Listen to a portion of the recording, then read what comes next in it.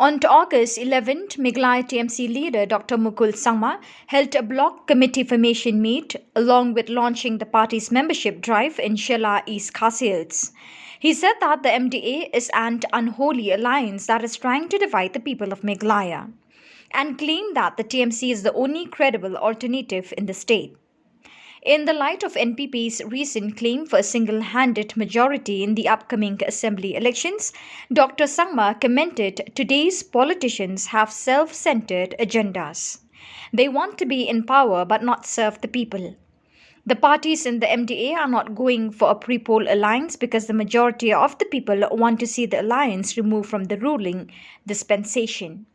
The MDA government is trying to divide the very powerful democratic force by putting multiple candidates from UDP, HSPDP, KNUM in the same constituency. Slamming the MDA government for their misgovernance, Dr. Sangma commented, while in power, we wanted to develop Meghalaya into a hub of education and tourism. In 2011, from 2 existing government colleges, we built 6. However, the education sector is a mess today. Various consulates and embassies of foreign countries are advising against traveling to Meghalaya.